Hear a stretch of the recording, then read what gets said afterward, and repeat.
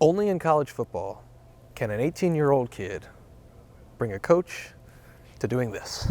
That's what happened on National Signing Day for Ohio State inside the Woody Hayes Athletic Center with the 40-year vet Tim May, with Matt Parker, not Andy Backstrom. Hi, Andy. Hope you're doing well.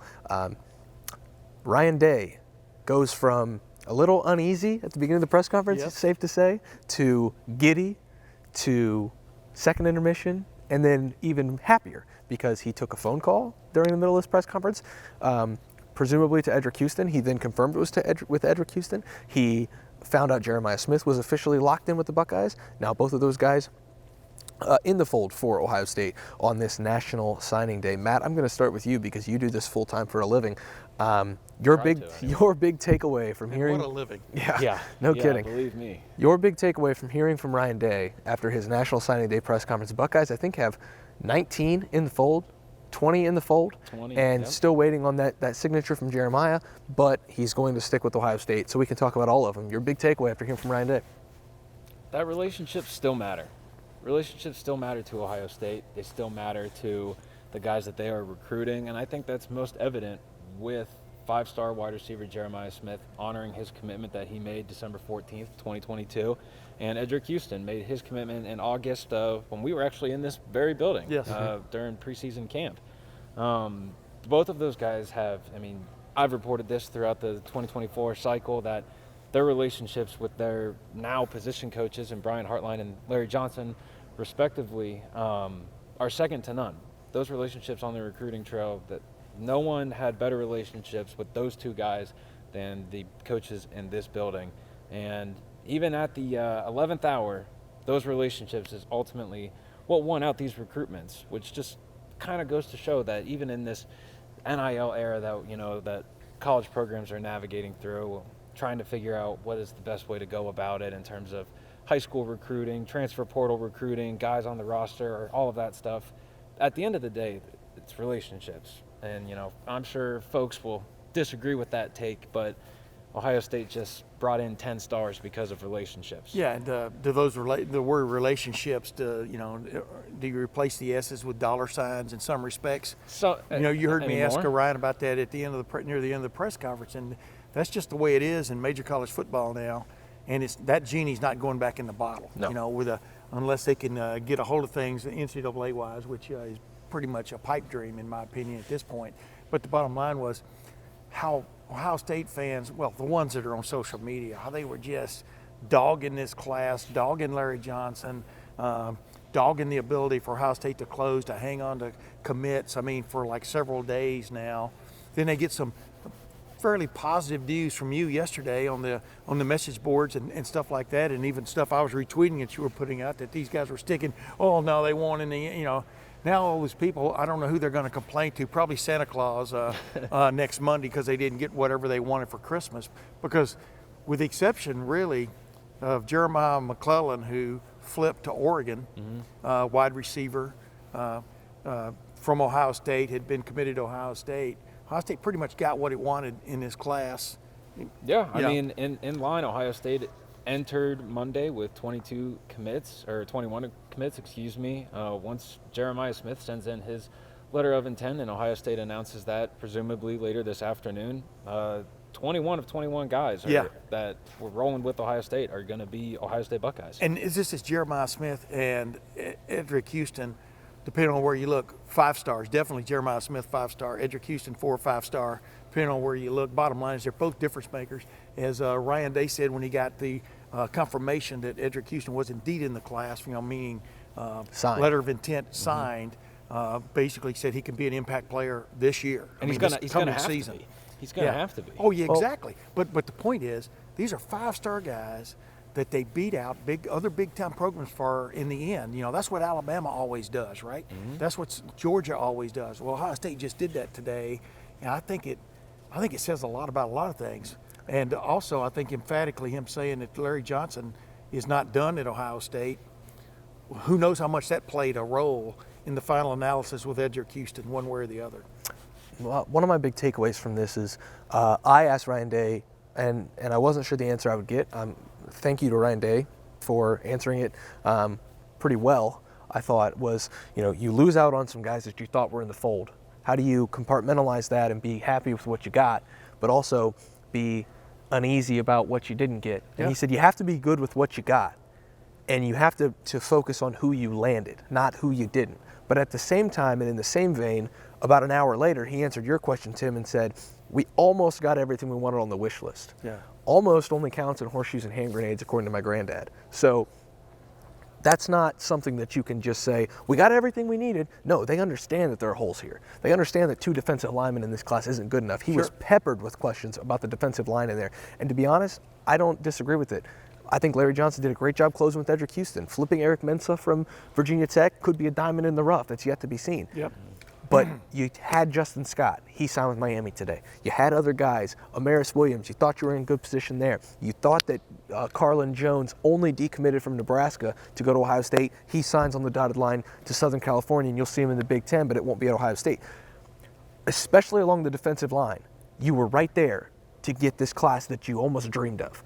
And it didn't come true. And the thing, and I'm not going to rest on that and say that it's because Alabama didn't get his dream class because they didn't get Edric Houston, for example. You know? I mean, right on down the line. What I'm saying is, when you only have, and I'll throw it to Matt, because when you only have 1 defensive lineman, or 2 defensive linemen last year come into the fold, and then you only get 2 this year. Ryan Day's talking about having 8 on each spot. Well, it's going to be veteran heavy this year. And so the complaint, I guess, and even the questions that we have in the media is, it's not what you're doing right now on the field and what could happen next year with JT and Jack and the potential of Tyleek and Mike coming back and Ty Hamilton and Hero Canoe.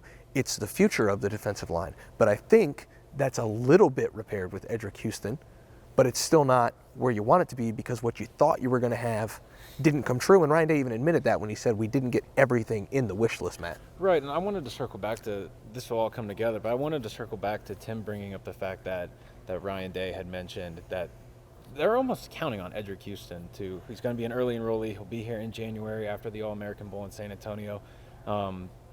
Ohio State's counting on him to be an early impact guy. And, Ohio State is still waiting to hear decisions about what JT Tuimoloau is going to do, what Jack Sawyer is going to do. Yeah. And then there's two young bulls in the stable with Caden Curry, Kenyatta Jackson, and then you have 2023 defensive end Joshua Mickens. The positional versatility of a Jason Moore. Do they change his body? What do they do with him?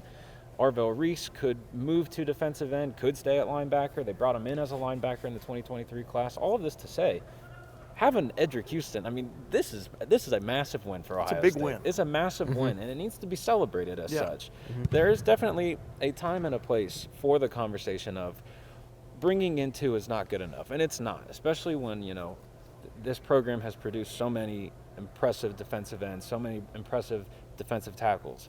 Bringing in 2 is not good enough, especially when it's a 1-and-1 kind of situation. Yeah. But the fact that they brought in who they were expected to, that's big. Yeah. That is super big. And here's the other thing. The reason I was talking about this in a positive light is the guys they went into signing day thinking or hoping they were going to sign, not the guys who were still literally, Amaris Williams. He was a huge Auburn lean. I'm not sure anybody thought Ohio State was getting him today. Maybe I'm wrong. But a month ago, the conversation would have been different. Right. But I'm talking about yesterday into today. Yeah. Yeah. With the exception of Jeremiah McClellan, the wide receiver, they signed those guys. That's huge when you're recruiting at the level Ohio State is against the competition you're recruiting against. For basically, these guys are out-of-state dudes that you're going after, and you won those competitions. That should be celebrated. Is what I'm pointing out. Yeah. Because you are recruiting against the elite programs. And, as you look back on this, are they going to pay the price for having such a small defensive line class in 2 years? Perhaps. But, with the transfer portal now, like right now, I've got my eye on Tackett Curtis. Everybody's putting him down. Some people are because he's leaving USC, a linebacker who Ohio State was in on in pretty much the final 2. He is from Manny, Louisiana. I think Jim Knowles and I are the only 2 guys in this whole building that's ever been to Manny, Louisiana. I know exactly where it is. I bet you Ryan Day's been to Manny, Louisiana. Well, yeah. But the point is, sometimes you wait a year and you get guys on the flip-flop, like Tywan Malone, for example. Yeah.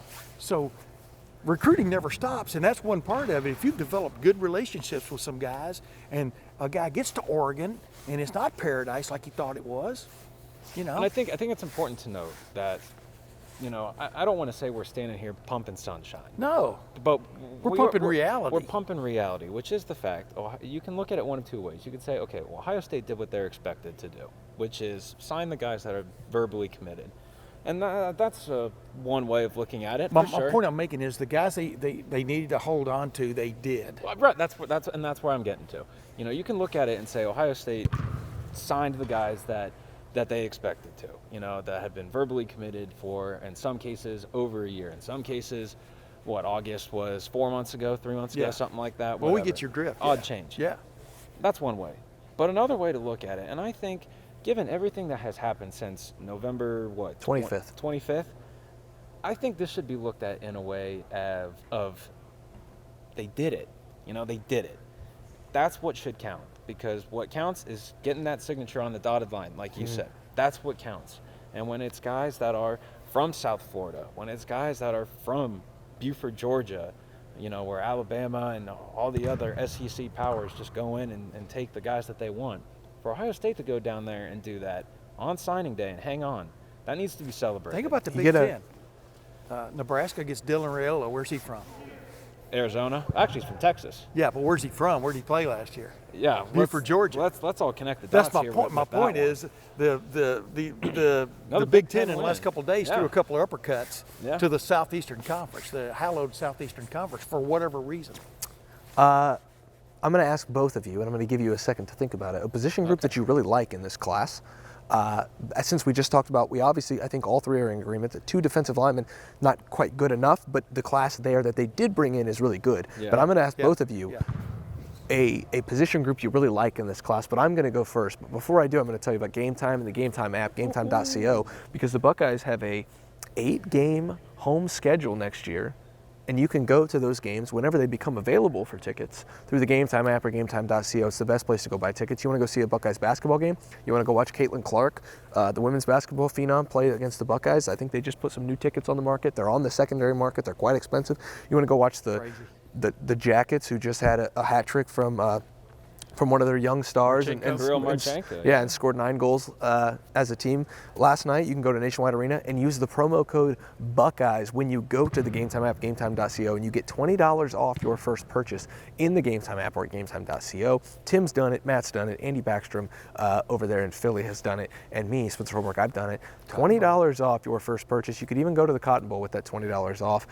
They also do this thing, Tim, where if you buy a ticket on the Game Time app, you find a competing ticket site that has a cheaper ticket in that same section or same row, then you go back to the Game Time app, they will refund you 110% the difference. That's right. They make sure they're the cheapest ticket on the market for you, the best deals for you, and the best late season Christmas gifts for you if you need a last second Christmas gift. Terms always do apply in these Tim, kind of deals too. You always save my tail when you throw that in there, Well, it's Tim. just because you'll always read the fine print, but the bottom line is, they've got tickets to almost everything, it appears. I think there's some recruits that have signed on the dotted line without reading the fine print elsewhere around the country today. But you just want to know, go ahead, finish.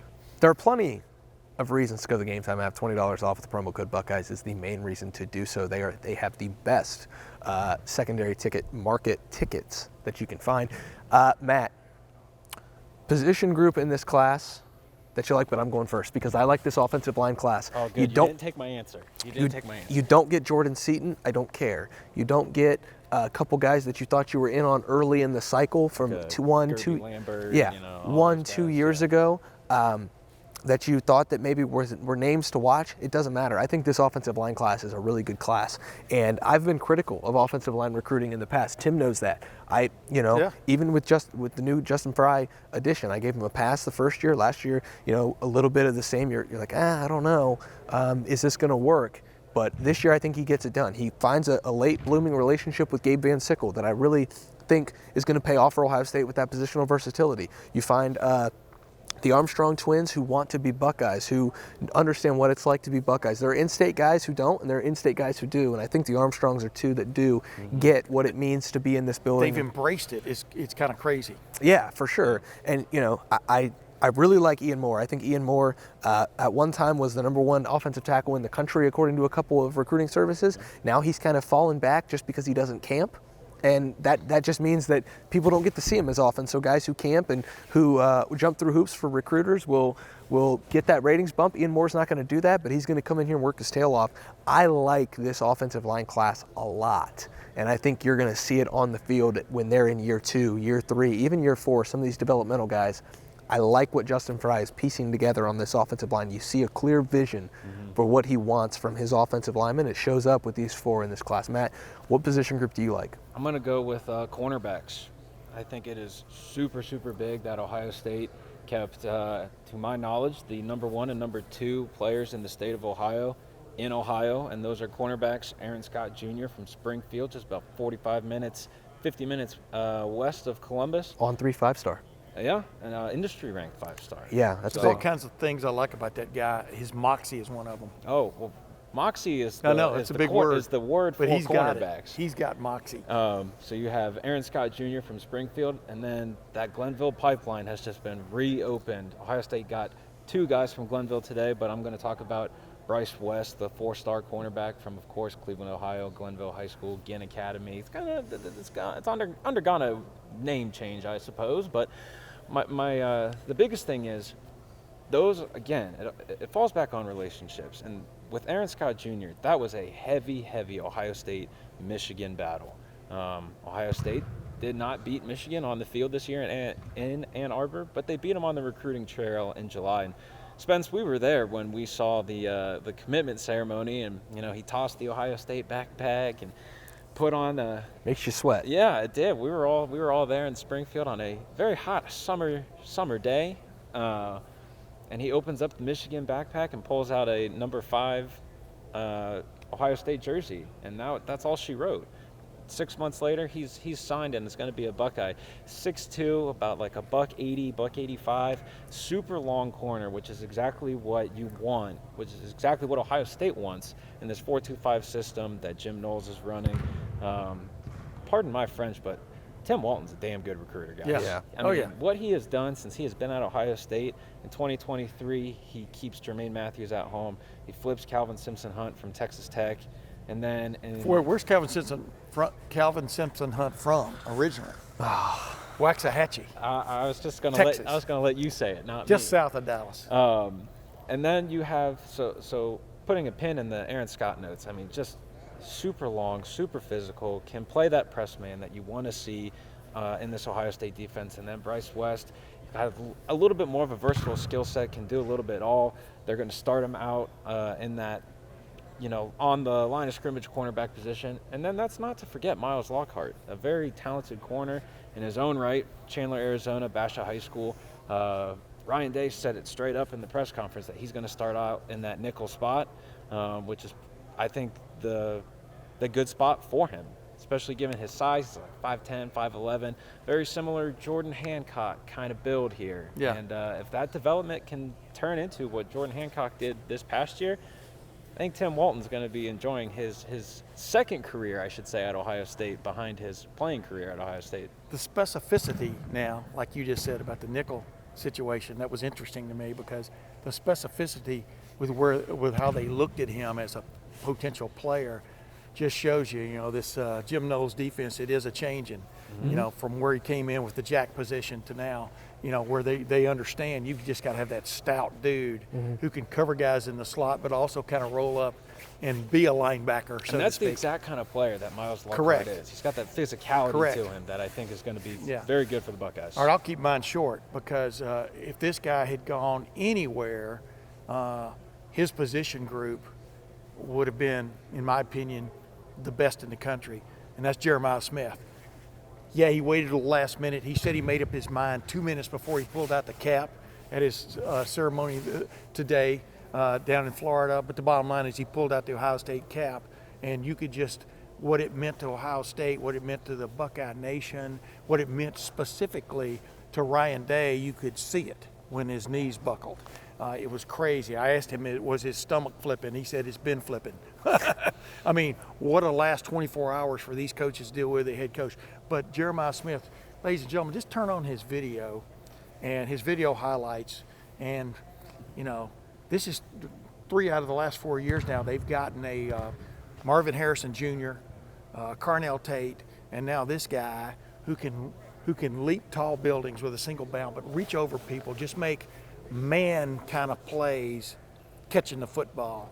And that's what it takes anymore. And so I'm just going to keep it short and make it Jeremiah Smith, wide receiver's final answer. Tim, I hate to do this to you. You cannot talk about wide receiver.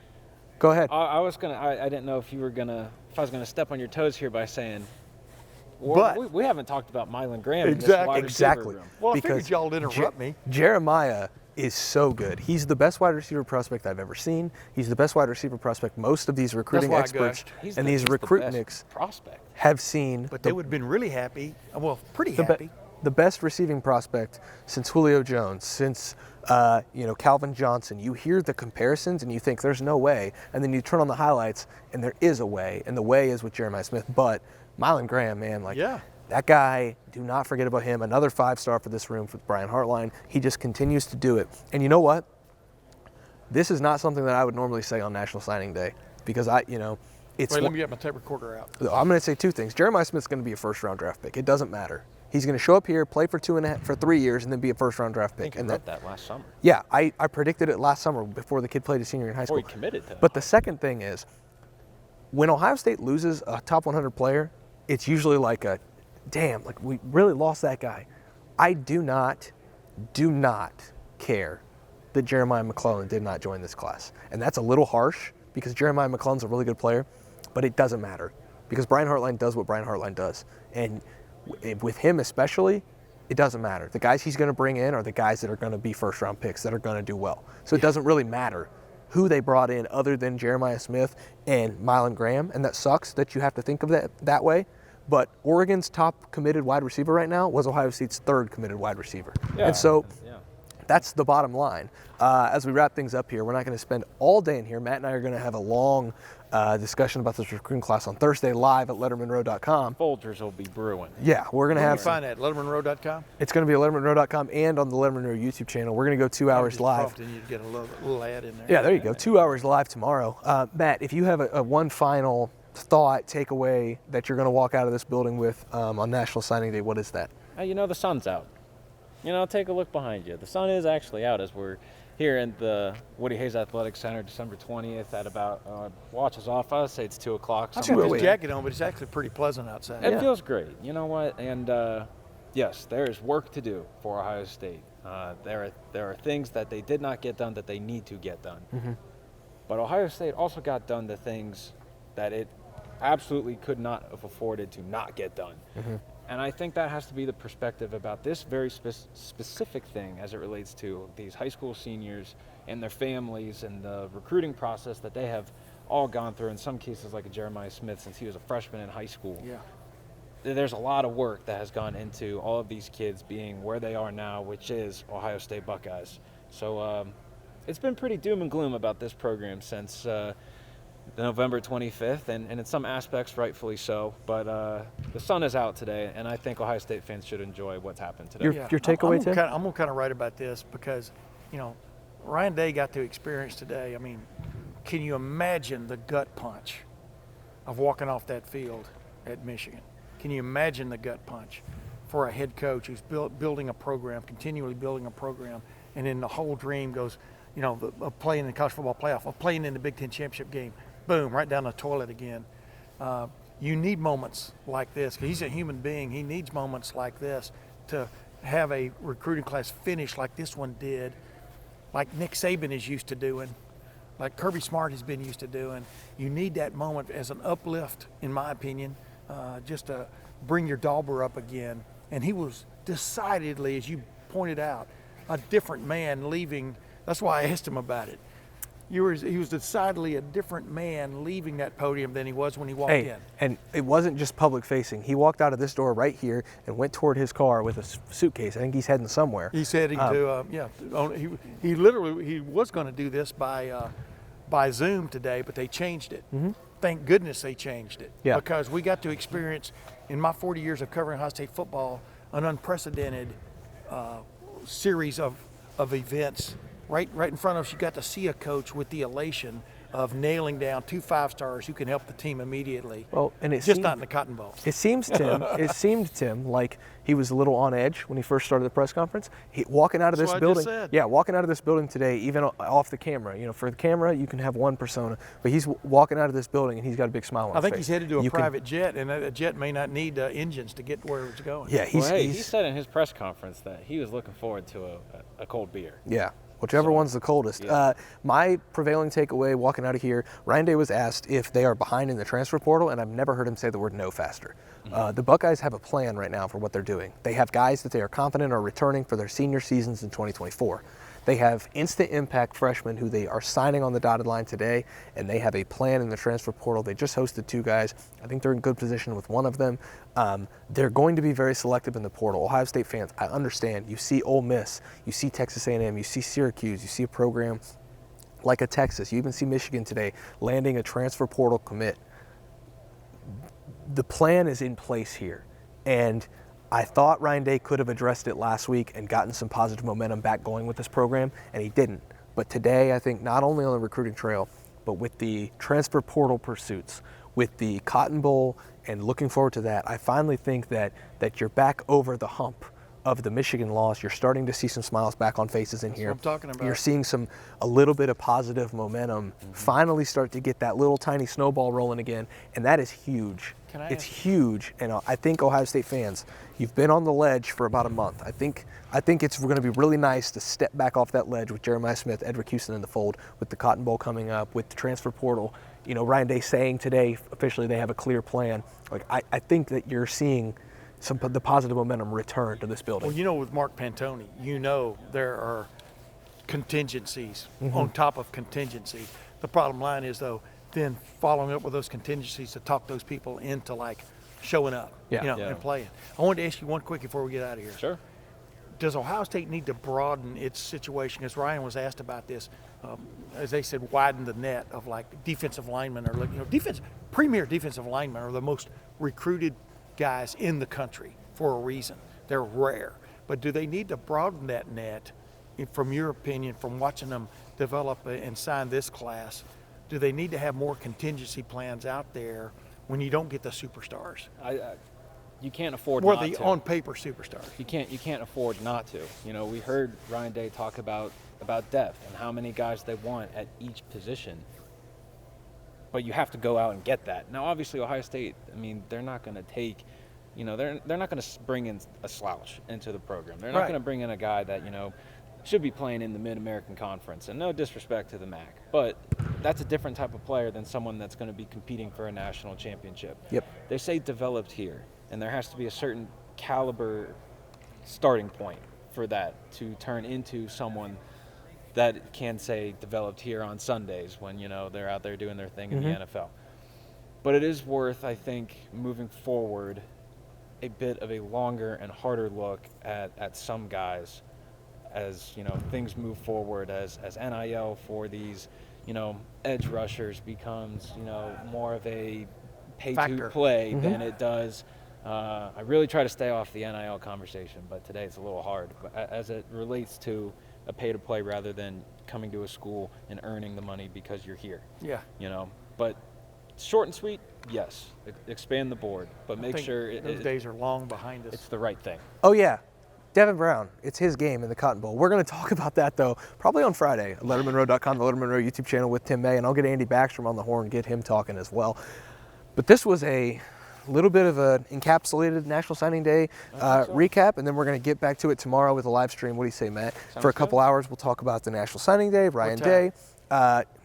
I think 10 to noon is what we're going to do. We'll figure it out. We'll see. We'll make that announcement at LettermenRow.com on the Letterman Lounge message board. You can go get that $1 for 1 year or $54.99 for an entire year. That's 50% off, less than $5 a month. You get all of the Ohio State coverage. We are adding new members every single day. The comments about the new members telling us that the Letterman Lounge message board is the place they want to be. It's starting to gain some momentum, just like Ohio State's starting to gain some momentum. I encourage you to go check it out. Did you say $54 a year? Yeah. That's cheaper than Peacock. It gets you all the way to the 2025 signing day. You can follow all of Matt Parker's work right there. He does a great job covering Ohio State recruiting. Tim May, the 40-year vet, that's where he hangs out, LettermenRow.com. Me, Andy Backstrom, and Alex Gleitman as well. Come join us, Lettermen Row, Lettermen Lounge message board. We'll see you guys over there, and we'll see you guys back.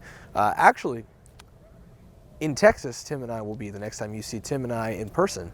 But Tim and I will be there virtually at lettermenrow.com on the YouTube channel on Friday, and Matt and I will be there on Thursday. We'll see you guys over there.